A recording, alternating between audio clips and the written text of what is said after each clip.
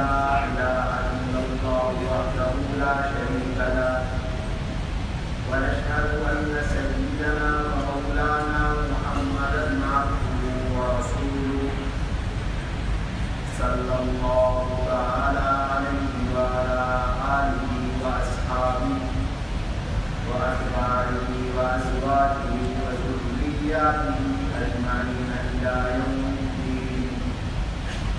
أما بعد فأعوذ بالله من الشيطان الرجيم. بسم الله الرحمن الرحيم. يا أيها الذين آمنوا توبوا إلى الله توبة نصوحا. وقال تبارك وتعالى في موضع آخر: بذلوا ظاهر الإثم وباطنه. وقال تبارك وتعالى في موضع آخر: نبئ عبادي أني أنا الغفور الرحيم. وقال رسول الله صلى الله عليه وسلم: كل بني آدم خطاء وخير الخطائين التوابون. وقال رسول الله صلى الله عليه وسلم: التائب من الذنب كمن لا ذنب له. وقال رسول الله صلى الله عليه وسلم: من لزم الاستغفار جعل الله له كل ضيق مخرجا، أو كما قال رسول الله صلى الله عليه وسلم. اللهم صل على محمد وعلى آل محمد كما صليت على إبراهيم وعلى آل إبراهيم إنك حميد مجيد. اللهم بارك على محمد وعلى آل محمد كما باركت على إبراهيم وعلى آل إبراهيم إنك حميد مجيد. أستغفر الله ربي من كل ذنب وأتوب إليه. أستغفر الله ربي من كل ذنب وأتوب إليه. أستغفر الله الذي لا إله إلا هو الحي القيوم وأتوب إليه. نہایت واجب الاحترام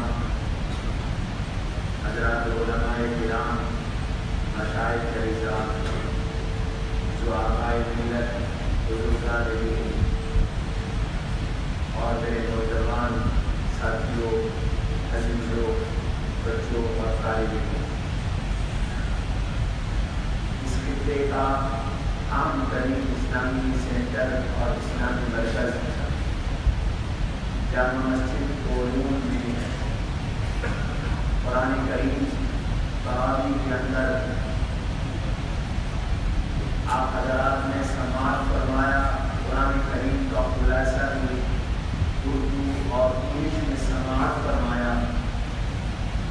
اور آج اللہ کے فضل و کرم سے دیار غیر میں اس اجنبی اور غیر اسلامی ماحول میں اللہ کی توفیق سے نہ صرف الفاظ قرآن کریم کا ختم ہوا، بلکہ مفہوم قرآن اور خلاصۃ القرآن کریم کا بھی ختم ہوا.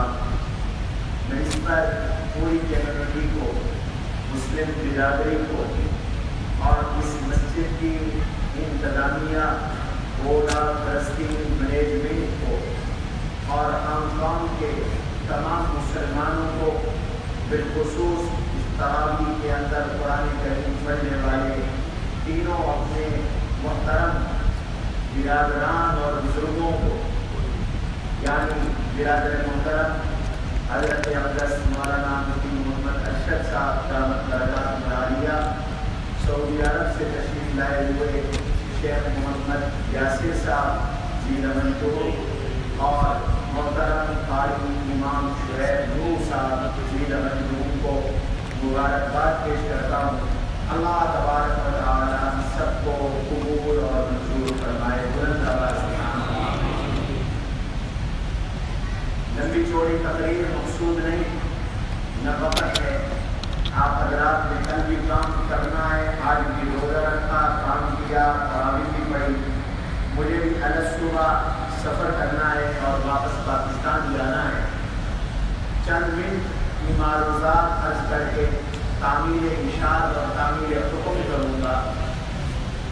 دین کی نسبت سے ہر سال اللہ تبارک و تعالیٰ یہ موقع نصیب فرماتے ہیں.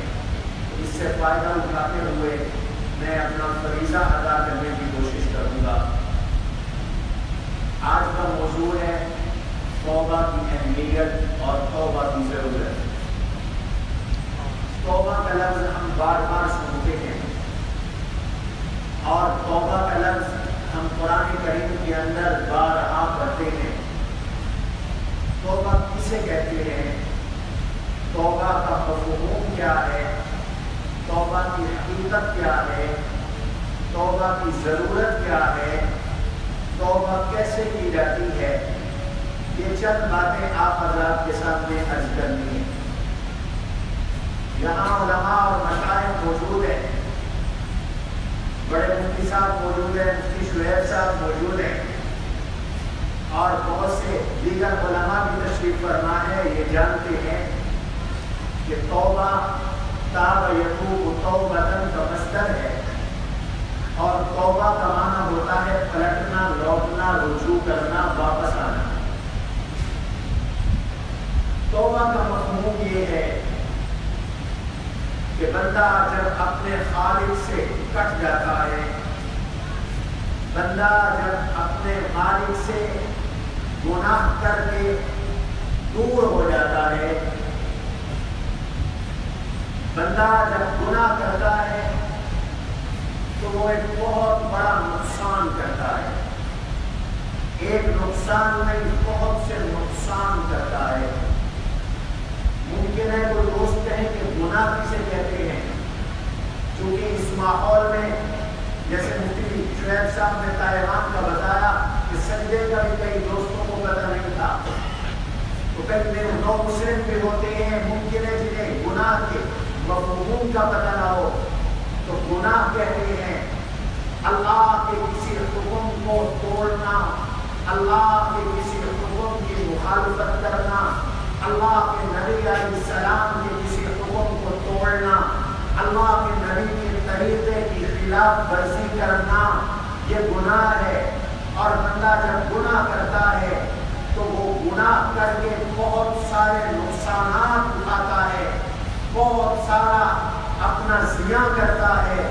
گناہ گار جب گناہ کرتا ہے تو پہلا نقصان یہ ہوتا ہے کہ گناہ کی نفوست کی وجہ سے اس کا اللہ سے رابطہ منقطع ہو جاتا ہے, یہ اللہ سے دور ہو جاتا ہے, اللہ کی رحمت سے دور ہو جاتا ہے, اللہ کی عنایت سے دور ہو جاتا ہے, اللہ کی شفقتوں سے دور ہو جاتا ہے, اللہ کی خاص و خاص نوازشات سے دور ہو جاتا ہے.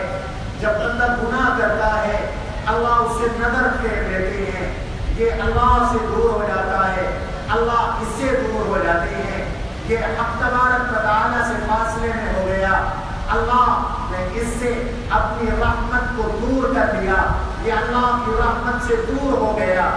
گناہ کا پہلا نقصان اللہ سے دوری ہے, گناہ کا پہلا نقصان اللہ کی رحمت سے دوری ہے, گناہ کا پہلا نقصان رب کی رحمت سے انقطاع ہے, گناہ کا نقصان اللہ کی رحمت سے دور ہو جانا ہے, کٹ جانا ہے. اللہ تبارک و تعالیٰ کی نوازشات خاصہ, اللہ کی نعمتیں تو مسلمانوں پر بھی ہیں, کافروں پر بھی ہیں, لیکن کچھ نعمتیں ایسی ہوتی ہیں جو صرف مسلمانوں کے لیے ہیں.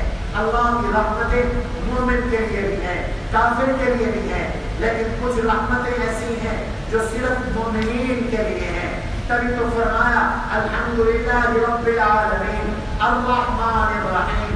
تبھی تو فرمایا الہکم الہ واحد لا الہ الا هو الرحمن الرحیم. تبھی تو فرمایا هو اللہ الذی لا الہ الا هو الرحمن الرحیم. وہ رحمان بھی ہے, رحیم بھی ہے. رحمان کا معنی مسلمان پہ بھی رحم کرنے والا, کافر پہ بھی رحم کرنے والا. رحیم کا معنی خاص مومن پر خاص رحمت کرنے والا, مکمل رحمت کرنے والا. اللہ تبارک و تعالی جو مسلمان پر خاص رحمت کرتے ہیں, گناہ کے ساتھ ان رحمتوں میں کمی آ جاتی ہے. بندہ کٹ گیا, بندہ اللہ کی رحمت سے دور ہو گیا. جب ہم گناہ کرتے ہیں، گناہ کا دوسرا نقصان اللہ تبارک و تعالیٰ کی رحمت کے دور ہونے کے ساتھ دل کے اندر ایک وحشت پیدا ہو جاتی ہے، ظلمت پیدا ہو جاتی ہے، اندھیرا پیدا ہو جاتا ہے۔ گناہ کا تیسرا نقصان، بندہ جب گناہ کرتا ہے تو گناہ کی نحوست سے رزق میں کمی آ جاتی ہے، رزق کی برکت اللہ اٹھا لیتے ہیں۔ بعض اوقات رزق کی کثرت ہوتی ہے، رزق آ رہا ہوتا ہے، مال آ رہا ہوتا ہے، لیکن برکت نہیں ہوتی، ضرورتیں پوری نہیں ہوتی۔ اللہ تبارک و تعالیٰ اس سے برکت اٹھا لیتے ہیں، گناہ کے ساتھ رزق کی کمی ہو جاتی ہے، رزق کی برکت ہو جاتی ہے۔ گناہ کا ایک نقصان، ہم جب اپنے رب کو ناراض کرتے ہیں تو اس رب کی ناراضگی کی وجہ سے ایک نقصان گناہ کا یہ آتا ہے کہ چہرے سے نور چلا جاتا ہے اور چہرے پر اللہ کی خاص نورانیت جو پڑتی ہے وہ ہٹ جاتی ہے اور چہرے کے اوپر بھی وحشت پیدا ہو جاتی ہے۔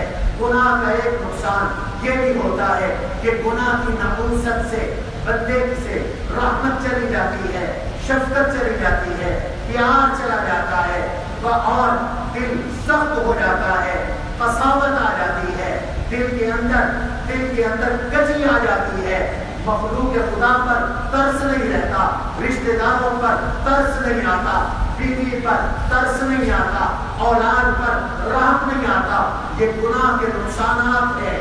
اور جب آدمی گناہ کرتا ہے تو گناہ کی ایک نحوست یہ ہے کہ ایک گناہ دوسرے گناہ کو کھینچ کے لاتا ہے۔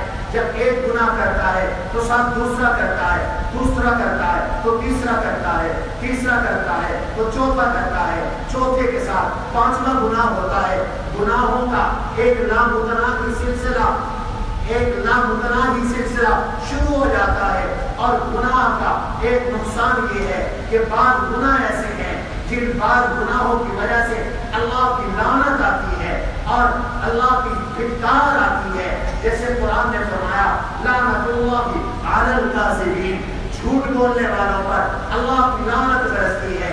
جیسے اللہ کے نبی علیہ السلام نے ارشاد فرمایا لعن اللہ الناظر والمنظور الیہ، کسی کا ستر اور پوشیدہ عذر دیکھنے والے پر بھی اللہ کی لعنت ہے اور دکھانے والے پر بھی اللہ کی لعنت ہے۔ تو گناہ کے ساتھ اللہ کی لعنت آتی ہے۔ اور گناہ کا ایک نقصان یہ بھی ہوتا ہے کہ بسا اوقات آدمی گناہ کرتے گناہ کو گناہ نہیں سمجھتا، اور جب گناہ کو گناہ نہیں سمجھتا تو آدمی اسلام سے خارج ہو جاتا ہے، آدمی کافر ہو جاتا ہے، آدمی دائرہ اسلام سے نکل جاتا ہے اور آدمی کا خاتمہ کفر پر ہوتا ہے۔ اس لیے گناہ خطرے کی بات ہے۔ گناہ آگ کے شعلے کا نام ہے، اور آگ کا شعلہ چھوٹا ہو تب جلا دیتا ہے، بڑا ہو تب جلا دیتا ہے۔ تبھی تو فرمایا کہ لوگوں جب گناہ ہو جائے تو توبہ کرو۔ توبہ کا معنی یہ ہے کہ اللہ کے دروازے پر واپس آ جاؤ اور اللہ کے پاس پلٹ کر آ جاؤ۔ تو توبہ کا معنی ہے پلٹ کر آنا، لوٹ کر آنا، اللہ سے معافی مانگو، لوٹ کر آؤ اور معافی مانگو۔ امام ابن تیمیہ رحمۃ اللہ تعالی علیہ نے توبہ کی ایک بڑی عجیب مثال دی اور بڑی قیمتی مثال ہے۔ ارشاد فرماتے ہیں ایک بچہ اپنی ماں کے ساتھ لڑ پڑا، اپنی ماں کی نافرمانی کی، توہین کی، گستاخی کی۔ چھوٹا بچہ ہے، 7-8 سال کا بچہ ہے، 9-10 سال کا بچہ ہے، اور یہ بچہ ماں سے لڑ بھیڑ کر ماں کی گستاخی کا مرتکب ہوا۔ ماں نے اسے گھر سے نکال دیا، دفع ہو جاؤ گھر سے، نکل جاؤ گھر سے، آج کے بعد تم نے گھر میں نہیں آنا، آج کے بعد میں نے تمہیں دیکھنا نہیں ہے، آج کے بعد میں نے تمہیں ملنا نہیں ہے، آج کے بعد میں نے تمہارے ساتھ کوئی اچھائی کا معاملہ نہیں کرنا۔ ماں نے اس کو مارا اور دھکے دے کر اس کو گھر سے باہر نکال دیا۔ تو گھر سے باہر نکل گیا، بچہ ہے، رو رہا ہے، زاروں قطار رو رہا ہے، روتے روتے وہ دور چلا گیا، جذبات کے اندر ہے۔ سوچا کہ ٹھیک ہے ماں نے نکال دیا، میں گھر سے نکل گیا تو کیا ہوا، میں کوئی ریڑھی لگا لوں گا، میں کوئی ٹھیلا لگا لوں گا، میں کہیں نوکری کر لوں گا، میں کہیں ملازمت کر لوں گا، میں کوئی کام کر لوں گا، چند پیسے کما لوں گا، مجھے بھی روٹی مل جائے گی۔ مجھے بھی کپڑا مل جائے گا، میں کہیں پر کوئی کام کر کے اپنا روٹی کپڑا بنا لوں گا، میں گھر میں نہیں جاؤں گا۔ گیا کئی گھنٹے تک گھومتا رہا، پھرتا رہا، سوچتا رہا کیا کام کروں۔ کبھی سوچ میں آتا ہے فلاں کام کرو، کبھی ذہن میں آتا ہے فلاں کام کرو، کبھی ذہن میں آتا ہے فلاں کام کرو۔ سوچ کر شام کو تھک ہار کر واپس آیا، اور واپس آ کر روتے روتے اپنی امی کے گھر کے دروازے کے اوپر سیڑھیوں پر سہارا لگا کر بیٹھ گیا، اور وہیں پر اسے نیند آ گئی۔ یہ بیٹھا ہوا ہے۔ اچانک کسی کام کے لیے ماں نے راستہ دروازہ کھولا، اور جب دروازہ کھولا تو دیکھتی کیا ہے کہ اس کی ممتا، دیکھتی کیا ہے اس کا بچہ، دیکھتی کیا ہے اس کا لفظ جگر، دیکھتی کیا ہے اس کا نور نظر۔ وہ زمین پہ بیٹھا ہے، سیڑھیوں پہ بیٹھا ہے، سہارا لے کے بیٹھا ہے، اور آنکھوں سے آنسو چھلک رہے ہیں، چہرے کے اوپر رونے کے نشانات ہیں۔ یہ جاتی ہے اور جا کر اسے کہتی ہے، اسے اٹھاتی ہے کہ دفع ہو جا، تو کیوں بیٹھا ہے، نکل جا، تو کیوں واپس آیا ہے، تو میرا نافرمان ہے، تو میرا گستاخ ہے۔ تو بچہ رو کے کہتا ہے، امی جب میں یہاں سے نکل کر گیا تو میں نے سوچا کوئی چھاوڑی لگا لوں گا، پیسہ بن جائے گا، نوکری کر لوں گا، پیسہ بن جائے گا، ملازمت کر لوں گا، پیسہ بن جائے گا، دکان کر لوں گا، پیسہ بن جائے گا۔ لیکن میں نے سوچ کر یہ فیصلہ کیا کہ مجھے پیسہ تو مل جائے گا، روزگار بھی مل جائے گا، روٹی بھی مل جائے گی، کپڑا بھی مل جائے گا، مکان بھی بنا لوں گا، رہائش بھی اختیار کر لوں گا، تو کرے کا پینے کی رہائش بھی ڈھونڈ لوں گا۔ لیکن مجھے میری دل نے کہا کہ اللہ کے بندے تجھے سب کچھ مل جائے گا، ماں کی محبت نہیں ملے گی، تجھے سب کچھ مل جائے گا، ماں کی محبت نہیں ملے گی۔ امی آپ کی محبت کی تلاش میں، محبت کو ڈھونڈنے کے لیے گھر واپس آیا ہوں، ہاتھ جوڑ کے کہتا ہوں، امی مجھے معاف کر دیجیے، امی مجھے معاف کر دیجیے۔ اور اس کے پاؤں پر گر جاتا ہے، اس سے معافی مانگتا ہے، تو ماں اس کو پکڑ کر سینے کے ساتھ لگاتی ہے، اور خود بھی روتی ہے، اور بچہ بھی روتا ہے، اور پھر اس کا منہ دھلاتی ہے، اس کے کپڑے تبدیل کرتی ہے۔ بچہ ماں کی نافرمانی کر کے دور نکل گیا، گھر سے بھاگ گیا، گھر چھوڑ گیا، اب پلٹ کر واپس آیا ہے۔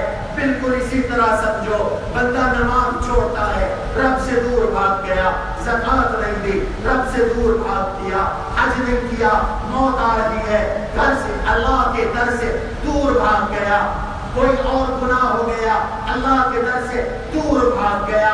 اب رمضان المبارک آ گیا، اب جمعے کا دن آ گیا، اب جمعرات کا دن آ گیا، اب کوئی فضیلت کی ساعت آ گئی، اب محرم کے ایام آ گئے، اب ذی الحجہ کے ایام آ گئے۔ یہ مغفرت کی گھڑیاں ہوتی ہیں، یہ مبارک اوقات ہوتے ہیں۔ اللہ نے سال میں بہت سے مبارک دن رکھے، بہت سی مبارک راتیں رکھی۔ رمضان کا آخری عشرہ، اس کی راتیں پورے سال میں سب سے افضل راتیں۔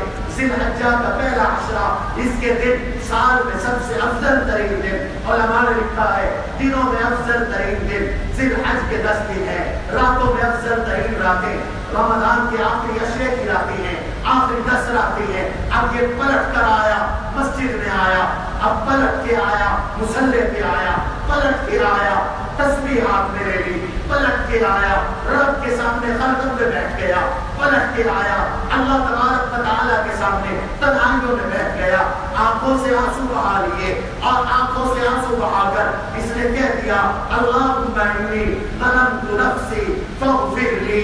اے اللہ میں نے اپنے اوپر ظلم کیا تھا، اللہ میں نے اپنے اوپر زیادتی کی تھی، تو مجھے معاف کر دے۔ پلٹ کے آیا، اور پلٹ کے آ کے کہتا ہے، اللہ ربنا ظلمنا انفسنا وان لم تغفر لنا وترحمنا لنکونن من الخاسرین۔ یہ پلٹ کے آیا ہے، اللہ کے دروازے پر روٹھے رب کو منا رہا ہے، ناراض رب کو منا رہا ہے، اللہ کی ہٹی ہوئی رحمت کو واپس لینا چاہتا ہے، اپنے ایمان کو واپس لینا چاہتا ہے۔ تو یہ بندہ رب کے در پر آیا ہے، رب کے در پر آیا، اس نے توبہ کی، اس کے توبہ کرنے کی دیر ہے۔ آواز آتی ہے، میرا بندہ تو جب مجھے پکارتا ہے، توبہ کرتا ہے، تو میں بھی تیری توبہ کو قبول کرتا ہوں، میں بھی تیری توبہ کو قبول کرتا ہوں۔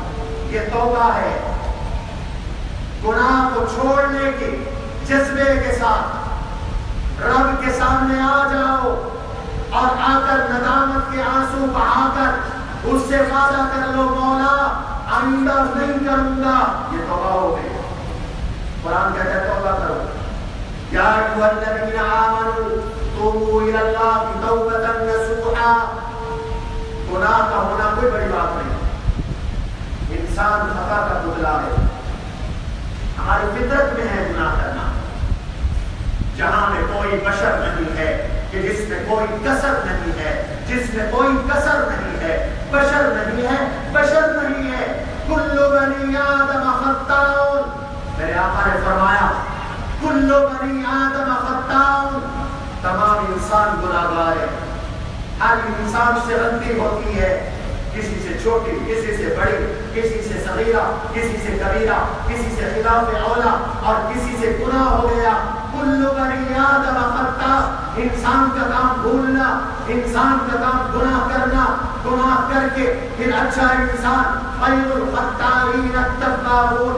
اچھا گناہگار وہ ہے جس سے گناہ ہو اور وہ گناہ کرنے کے بعد توبہ کر لے. توبہ کر لے. بعض روایات میں آتا ہے اللہ تبارک و تعالیٰ کے فرشتے جو دائیں بائیں موجود ہیں. یاد رکھو جب ہم گناہ کرتے ہیں تو ہمارے اس گناہ پر قیامت کے دن مختلف قسم کے ثبوت آئیں گے. ثبوت قرآن کہتا ہے پہلا ثبوت یہ ہوگا کرامن کاتبین یعلمون ما تفعلون. دائیں فرشتہ موجود ہے, بائیں فرشتہ موجود ہے. تم جو کرتے ہو لکھتے ہیں, تم جو بولتے ہو لکھتے ہیں. دوسرا ثبوت یہ اعمال نامے قیامت کے دن موجود ہوں گے. وَوُضِعَ الْكِتَابُ فَتَرَى الْمُجْرِمِينَ مُشْفِقِينَ مِمَّا فِيهِ وَيَقُولُونَ يَا وَيْلَتَنَا مَا لِهَٰذَا الْكِتَابِ لَا يُغَادِرُ صَغِيرَةً وَلَا كَبِيرَةً إِلَّا أَحْصَاهَا وَوَجَدُوا مَا عَمِلُوا حَاضِرًا. رب کہتا ہے وَوُضِعَ الْكِتَابُ. اعمال کے دفتر رکھ دیے جائیں گے. فَتَرَى الْمُجْرِمِينَ مُشْفِقِينَ. آپ مجرمین کو دیکھیں گے, آپ گناہگاروں کو دیکھیں گے, آپ رب کے نافرمانوں کو میرے حبیب دیکھ لیں گے. وہ تھر تھر کانپ رہے ہوں گے, ان کی ٹانگیں کانپ رہی ہوں گی اس خوف سے جو کچھ کے اعمال نامے کے اندر موجود ہوگا. وَوُضِعَ الْكِتَابُ فَتَرَى الْمُجْرِمِينَ مُشْفِقِينَ. اور پھر وَوَجَدُوا مَا عَمِلُوا حَاضِرًا. جو کچھ دنیا میں کیا تھا وہ سب لکھا ہوا وہاں پڑا ہوگا, موجود ہوگا, کوئی چھپ نہیں سکتا. پہلا ثبوت گناہ کا قیامت کے دن اعمال نامے میں لکھا ہے.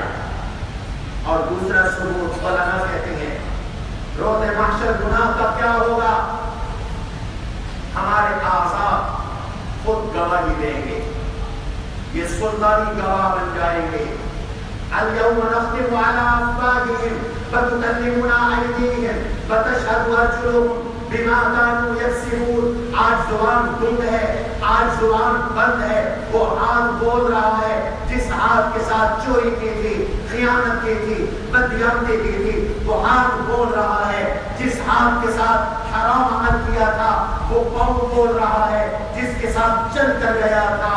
پیٹ بول رہا ہے جس کے اندر حرام کو ڈالا تھا. قرآن کہتا ہے یہ قیامت کے دن آگاہ گواہی دیں گے. اور اللہ نے قرآن کریم میں فرمایا کہ یہ قیامت کے دن حیران ہو کر پوچھے گا, حیران ہو کر پوچھے گا کہ لم شہدتم علینا. او میرا ہاتھ تو میرا تھا, میرے خلاف ہو گیا. میرا پاؤں تو میرا تھا, میرے خلاف ہو گیا. میری آنکھ تو میری تھی, میرے خلاف ہو گئی. میرا کان تو میرا تھا, میرے خلاف ہو گیا. اور تو میرا اپنا وجود تھا, میرے جسم کا حصہ تھا, میرے خلاف ہو گیا. تو نے لما شہدتم علینا کیوں گواہی دی؟ تو یہ جواب دیں گے. اور میں آپ سے پوچھتا ہوں یہ زبان گوشت ہے کہ لوتھڑا ہے, اس کو قوت گویائی کس نے عطا کی؟ سارے بولو, سارے بولو. اللہ کا نام مبارک رات میں لو. قوت گویائی کس نے عطا کی؟ گونگے کی بھی زبان ہوتی ہے, بول نہیں سکتا. لوتھڑا اس کا بھی موجود ہے. لوتھڑا میرے اور آپ کے منہ کے اندر بھی موجود ہے. میں اور آپ بول رہے ہیں. کچھ ایسے ہوتے ہیں جن کی زبان میں لکنت ہوتی ہے. کرتی ہے وہ فے کر کے بولتی ہے، تے کر کے بولتی ہے۔ اللہ نے تمہاری میری زبان کو قوت گویائی عطا کی۔ یہ زبان کا کمال نہیں، یہ زبان بنانے والے رب کا کمال ہے، یہ خالق کا کمال ہے، یہ مالک کا کمال ہے، یہ رازق کا کمال ہے، یہ اس ذات کا کمال ہے جس نے ہر انسان کو پیدا کیا اور دوسرے سے مختلف بنایا۔ اور اس دن جب یہ آدمی پوچھے گا بما شہدتم علینا قالوا انطقنا اللہ الذی انطق کل شیء، تو یہ جسم کے اعضاء بول کر کہیں گے کہ ہمیں آج اسی ذات نے قوت گویائی عطا کی جس ذات نے زبان کو، ہر ایک کی زبان کو قوت گویائی عطا کی تھی۔ ہاتھ بول رہا ہوگا، پاؤں بول رہے ہوں گے، اعضاء بول رہے ہوں گے، جسم کا ایک ایک عضو بول رہا ہوگا، گواہی دے رہا ہوگا، کوئی چھپ نہیں سکے گا۔ یہ دوسرا ثبوت گناہ کا۔ اور تیسرا ثبوت گناہ کا، جس جگہ پر گناہ کی، جس جگہ پر گناہ کیا وہ جگہ بولے گی قیامت کے دن، یومئذ تحدث اخبارها بان ربك اوحى لها، یہ قرآن کہتا ہے یحدث اخبارها، زمین اپنی خبریں نکالے گی۔ جہاں چھپ چھپ کر آدمی گناہ کرتا ہے یہ اپنی خبریں لائے گی، اپنی خبریں نکالے گی۔ لہذا یہ تین ثبوت ہوں گے قیامت کے دن گناہ کے۔ کتنی خطرناک بات ہے، آج آدمی اپنے باس کے سامنے اس کی نافرمانی کرے، ماں باپ کے سامنے نافرمانی کرے، کتنی شرمساری ہوتی ہے۔ اور وہ دن جب نسلیں موجود ہوں گی، باپ موجود ہے، دادا موجود ہے، پردادا موجود ہے، ماں موجود ہے، بیٹا موجود ہے، پوتا موجود ہے، پڑپوتا موجود ہے، آبا بھی موجود ہے اور ذریات بھی موجود ہے، ان کے سامنے ندامت، ان کے سامنے شرمساری۔ یوم تبلی السرائر، کوئی راز نہیں رہے گا، راز باہر آ جائیں گے۔ اس ندامت سے بچانے کے لیے اللہ کی کرم نوازی ہے، اس نے مجھے آپ کو توبہ، میرے اور آپ کے لیے توبہ کا دروازہ کھول دیا۔ انما التوبة للذين يعملون السوء بجہالة ثم يتوبون من قریب۔ رب کہتا ہے تم نے نادانگی میں گناہ کر لیا، اب موقع آؤ فوراً توبہ کر لو۔ اللہ کیا ہوگا؟ التائب من الذنب کمن لا ذنب له، پہلا فائدہ توبہ کا، جس نے گناہ سے توبہ کر لی اللہ نے کانٹا لگا دیا، دراز لگا دیا، گویا کہ اس نے گناہ کیا ہی نہیں، گویا کہ اس نے گناہ کیا ہی نہیں۔ اور روایات میں آتا ہے فرشتے جب لکھ رہے ہوتی ہے نا گناہ، اللہ کہتے ہیں ٹھہر جا ٹھہر جا ٹھہر جا، شاید میرا بندہ توبہ کر لے۔ پھر لکھنے لگتا ہے، اللہ کہتے ہیں ٹھہر جا، شاید میرا بندہ توبہ کر لے۔ پھر لکھنے لگتے ہیں، رب کہتے ہیں ٹھہر جا، شاید میرا بندہ توبہ کر لے۔ جب توبہ نہیں کرتا تو پھر فرشتہ گناہ لکھتا ہے، لیکن اس کی رحمت دیکھو، ایک جرم کرتے ہو ایک گناہ لکھتا ہے، اور جب نیکی کرتے ہو، نیکی کرنا بعد میں جب نیکی کا ارادہ کرتے ہو تو ارادے پر بھی فرشتہ نیکی کا ثواب لکھتا ہے، اور جب نیکی کرتے ہو، کر لیتے ہو نیکی، تو اس کی رحمت دیکھو، وہ ایک نیکی پر ایک نہیں، ایک نیکی پر 10 ثواب عطا کر دیتا، 10 اجر عطا کر دیتا ہے، 10 فضیلتیں عطا کر دیتا ہے۔ اور جب بندہ گناہ سے توبہ کر لے، گناہ کیا اور گناہ کے بعد توبہ کر لی، رب کہتا ہے لکھنے کی ضرورت ہی نہیں۔ کیوں؟ التائب من الذنب کمن لا ذنب له، گناہ سے توبہ کرنے والا ایسے ہے جیسے اس نے گناہ کیا ہی نہیں۔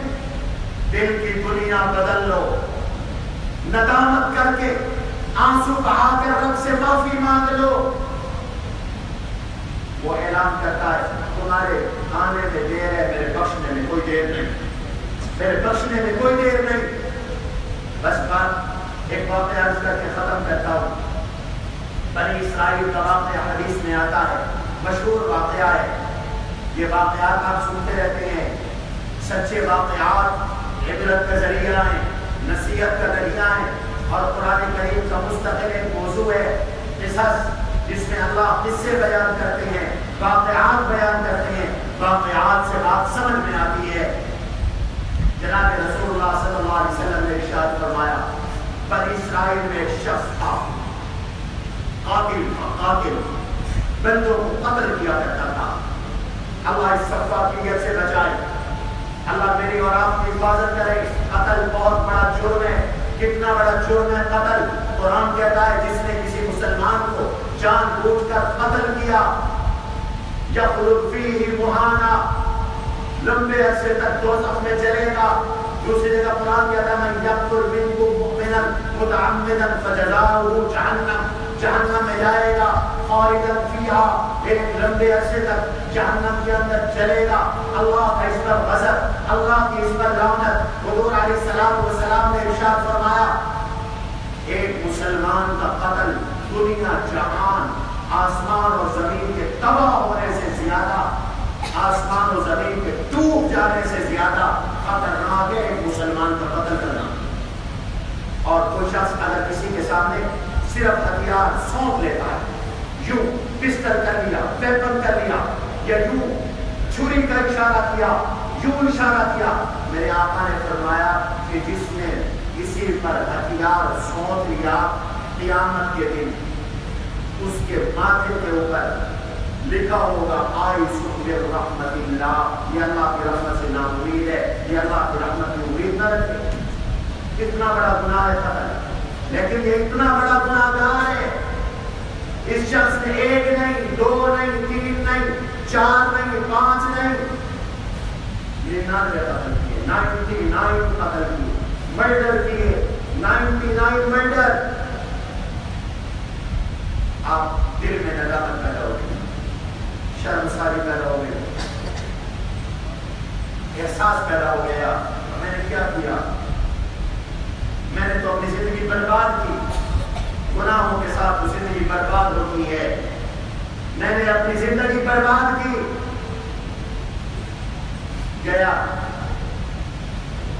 ایک صاحب کے پاس، میرے لیے کوئی توبہ کی صورت ہے، میرا کوئی گناہ معاف ہو سکتا ہے، میرا کوئی گناہ معاف ہو سکتا ہے؟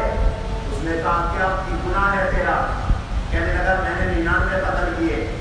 کہنے لگا او تو اتنا بڑا بدماش ہے، اتنا بڑا مجرم ہے، جہاں تیرے لیے کوئی معافی نہیں۔ غصے میں آ گیا، جذبات میں آ گیا، کہتا ہے معافی تو ویسے نہیں، سنچری تو پوری کر دو۔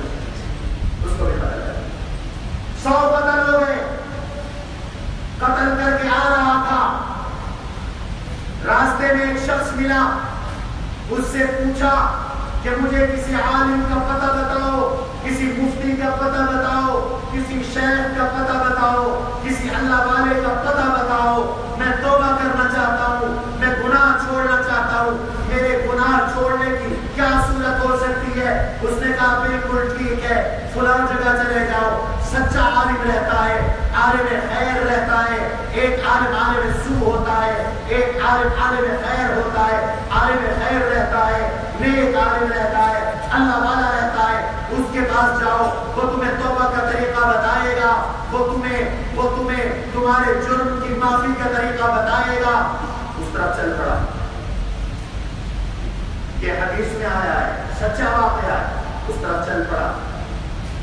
ذرا توجہ کیجیے، جا رہا تھا، راستے میں اپنی موت کا وقت آیا، کیا خبر کہ کب موت آ جائے؟ اللہ نے موت کو پوشیدہ رکھا ہے، کسی نبی ولی کو بھی نہیں بتایا کہ کب موت آئے گی۔ لا تدری نفس ماذا تکسب غدا ولا تدری نفس بأي أرض تموت۔ امام مالک رحمۃ اللہ تعالی علیہ نے خواب دیکھا تھا، خواب میں رحمت عالم صلی اللہ علیہ وسلم کی زیارت ہوئی۔ اللہ مجھے آپ کو بھی نصیب فرمائے، بلند آواز سے آمین کہو۔ پوچھا آقا میری زندگی کا کتنا عرصہ باقی ہے، اپنی زندگی کو مزید قیمتی بنا لوں؟ میرے آقا نے وہ 5 کا اشارہ فرمایا، یوں 5 کا اشارہ فرمایا۔ امام مالک نیند سے اٹھے تو بڑے اضطراب میں آ گئے، پریشان ہو گئے۔ اس 5 سے مراد 5 سال ہیں، 5 ہفتے ہیں، 5 مہینے ہیں، 5 ہفتے ہیں، 5 دن ہیں، کیا ہے؟ کچھ سمجھ میں نہیں آ رہا، مسئلہ حل نہیں ہوا۔ آپ کے بہت بڑے محقق تھے ابن سیرین، محمد ابن سیرین رحمہ اللہ، یہ خواب کا علم بھی مستقل ایک علم ہے، ہر کسی کے پاس نہیں ہوتا۔ اللہ سچوں کو یہ علم عطا کرتے ہیں۔ یوسف ایھا الصدیق افتنا فی سبع بقرات سمان، قرآن کہتا ہے اللہ نے یہ علم یوسف علیہ السلام کو دیا تھا، اس لیے کہ یوسف صدیق تھے، سچے تھے۔ ابن سیرین کے پاس یہ علم تھا، فرمایا جاؤ شاگرد کو بھیجا، امام جا کر میرا نام نہ بتاؤ اور پوچھ کے آؤ کہ یوں کسی نے خواب میں حضور صلی اللہ علیہ وسلم کی زیارت کی اور یوں سوال کیا اور آقا نے 5 کا جواب دیا، اس کا مطلب کیا ہے؟ امام ابن سیرین رحمہ اللہ فرمانے لگے سائل سے کہ پہلے بتاؤ یہ خواب دیکھنے والا کون ہے؟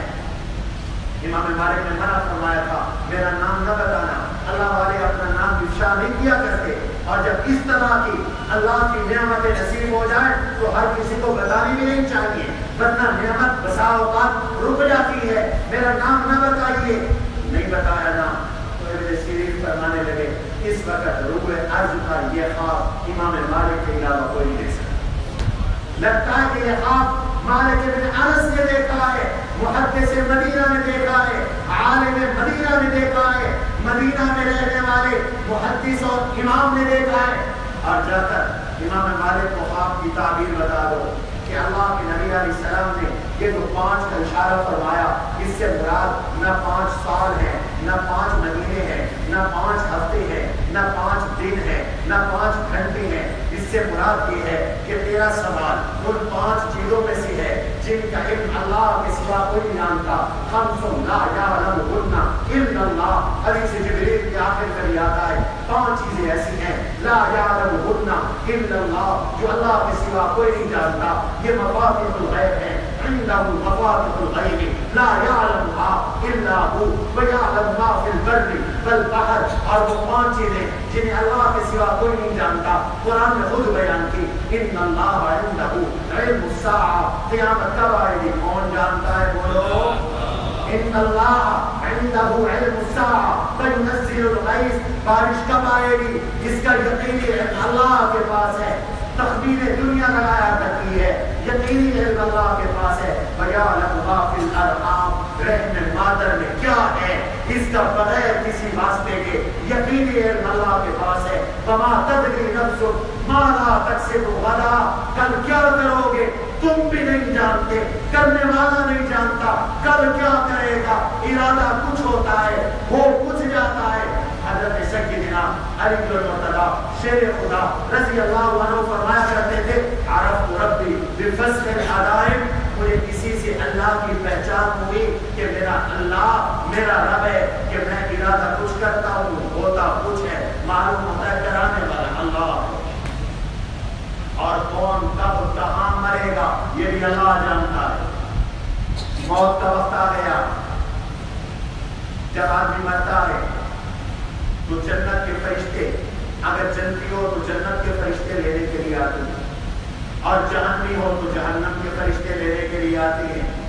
اور بھائیو یہ جو جہنم کے فرشتے ہیں ان کی شکل خود اتنی ہولناک ہے کہ انسانی بس میں نہیں برداشت کرنا، ان کو دیکھ کر برداشت کرنا۔ جنت کے فرشتے بھی آ گئے، دوزخ کے فرشتے بھی آ گئے۔ جنت کے فرشتے کہنے لگے حدیث میں آتا ہے میں اس کی روح قبض کروں گا، اور دوزخ کے فرشتے کہنے لگے ہم اس کی روح قبض کریں گے۔ جھگڑا پیدا ہو گیا۔ اللہ تبارک و تعالی سب کے رب ہے، فرشتوں کے بھی رب ہے، احکم الحاکمین ہے۔ رب نے دونوں جماعتوں سے پوچھا کیا تمہارا تنازع ہے؟ جنت کے فرشتے کہنے لگے الہ العالمین، یہ توبہ کے لیے جا رہا تھا، جا رہا تھا نا، اس نے توبہ کر لی، جاتا تو توبہ کر لیتا، اس لیے اس کا ٹھکانہ جنت ہے، آپ غفور الرحیم ہیں، اس کو معاف فرما دیجیے، ہم اس کی روح قبض کریں گے۔ دوزخ کے فرشتوں نے کہا کہ نہیں، یہ 100 آدمیوں کا قاتل ہے، ابھی توبہ تو نہیں کی تھی۔ توبہ بہانے ڈھونڈتی ہے بھائی، اللہ کی رحمت بہانے ڈھونڈتی ہے۔ میرے رب نے فیصلہ کیا، حدیث میں آتا ہے اللہ نے فیصلہ فرمایا 30 تم زمین ناپو، اس کی واردات کی جگہ اور اس کی موت کی جگہ یہ بھی ناپو، اس کی توبہ کی جگہ اور اس کی موت کی جگہ یہ بھی ناپو، کس کا فاصلہ کم ہے، کس کا فاصلہ زیادہ ہے؟ اگر فاصلہ زیادہ ہے، چاہے واردات کا چاہے جرم کا، اور فاصلہ اس کا قریب ہے تو دوزخ کے فرشتے اس کی روح کو قبض کر لے، اور اگر یہ چاہے توبہ کے قریب ہے تو جنت کے فرشتے اس کی روح قبض کر لیں۔ لاجک پر مبنی فیصلہ ہے۔ اب تبارک و تعالیٰ کا جگہ کو ناپا، وہ فاصلہ زیادہ تھا، فاصلہ توبہ کی جگہ کا زیادہ تھا۔ ابھی تو گھر سے چلا تھا، ابھی تو نکلا تھا، ابھی تو توبہ کی نیت سے روانہ ہوا تھا، پہنچا تو نہیں تھا۔ میرے اللہ کی رحمت جوش نہیں آئی، اللہ نے زمین کو سکیڑ دیا، فاصلے کو سمیٹ دیا، اور جب فرشتوں نے ناپا تو یہ لمبا فاصلہ مختصر ملا اور یہ مختصر فاصلہ لمبا ملا۔ فرمایا اس کی روح قبض کریں گے میرے جنت کے فرشتے، یہ توبہ کی نیت سے چل پڑا تھا نا، میں نے اس کے گناہ کو معاف کر دیا۔ نبی عبادی انی انا الغفور الرحیم، میرے حبیب میرے بندوں کو بتا دو، قل لعبادی الذین اسرفوا علی انفسهم لا تقنطوا من رحمت اللہ، اپنے اوپر گناہوں کے ساتھ ظلم کرنے والوں، میرے آقا کا قرآن میں اعلان ہے لا تقنطوا من رحمت اللہ، کوئی کتنا گناہگار ہے اللہ کی رحمت سے نا امید نہ ہو۔ آواز آ رہی ہے باز آ، باز آ، ہر آنچ ہستی باز آ، در گبرو کافرو خود پرستی باز آ، یہ در گئے ماں در گئے نا امیدی نیز کر 100 بار توبہ شکستی باز آ، اگر 100 بار بھی توبہ کر کے توڑ چکا ہے تب بھی رب کے در پر واپس آ جا، اس در کے اندر انکار نہیں ہے، رب معاف کر دینے والا ہے۔ آواز آ رہی ہے نبی عبادی انی انا الغفور الرحیم، میرے بندوں کو خبر دے دو میں بخش دینے والا ہوں، میں رحم کر دینے والا ہوں۔ اللہ تبارک و تعالی میرے اور آپ کے سب گناہوں کو معاف کر دے۔ علماء کہتے ہیں بھائی توبہ کے لیے چند شرطیں، وہ شرطیں سن لو پھر دعا کریں گے۔ توبہ کے لیے پہلی شرط یہ ہے دل میں ندامت ہو، شرمندگی ہو، احساس ہو، بغیر ندامت اور شرمندگی کے گناہ کو گناہ مانے بغیر توبہ نہیں ہوگی۔ گناہ کا اقرار کرو، گناہ کا احساس کرو، اقرار کرو، پھر توبہ کرو۔ اعتراف کو بھی ذنبی، بندہ کہتا ہے اے اللہ میں نے اپنے گناہ کا اعتراف کیا، میں اقراری مجرم ہوں، میرے رب میرے جرم کو معاف کر۔ گناہ سے توبہ کی دوسری شرط یہ ہے آئندہ نہ کرنے کا پختہ ارادہ کرو، وعدہ کرو اللہ سے کہ اللہ آئندہ نہیں کریں گے۔ آج سارے مل کر میں اور آپ پاک رات میں اللہ کی مدد مانگ کر رب سے کرو وعدہ اللہ آج کے بعد نماز نہیں چھوڑے گا، اور انشاءاللہ میرے مولا آج کے بعد نماز نہیں چھوڑیں گے، میرے مولا آج کے بعد روزہ نہیں چھوڑیں گے، میرے مولا اگر مجھ پہ حج فرض ہے تو حج کروں گا، حج کو نہیں چھوڑوں گا، میرے مولا اگر میں صاحب نصاب ہوں آج کے بعد میں زکات کو نہیں چھوڑوں گا، پچھلی بھی ادا کروں گا، آئندہ بھی ادا کروں گا۔ اللہ جو میں نے جرم کیے میں توبہ کرتا ہوں، آئندہ نہیں کروں گا۔ ایک اجمالی توبہ ہے، ایک تفصیلی توبہ ہے۔ اجمالی توبہ یہ ہے کہ کہیں اللہ میرے سارے گناہ معاف کر دے، تفصیلی توبہ یہ ہے اپنے گناہوں کو گن گن کر نام لے کر رب سے معافیاں مانگے، اللہ میرا یہ گناہ بھی معاف کر، میرا یہ گناہ بھی معاف کر، میرا یہ گناہ بھی معاف کر۔ اور تیسری شرط ہے توبہ کی کہ بندوں کے حقوق اور اللہ کے حقوق ادا کرے۔ زندگی کی جتنی نمازیں رہی ہیں یہ اللہ کا حق ہے، وہ نمازیں ادا کرنے کی کوشش کرے۔ جتنے سالوں کے روزے رہے ہیں وہ روزے ادا کرنے کی کوشش کرے۔ اگر کسی کا حق کھایا ہوا ہے، خدا نخواستہ چوری ہو گئی، حق واپس کرے۔ رشوت لی ہوئی ہے واپس کرے۔ اگر کسی کا ناجائز طریقے سے مال چھینا ہوا ہے واپس کرے۔ صاحب حق کا حق واپس کرنا توبہ کے لیے ضروری ہے۔ اب یہ توبہ کی تو یہ توبہ نصوحہ ہے۔ اور توبہ نصوح قرآن نے حکم دیا یا ایھا الذین آمنوا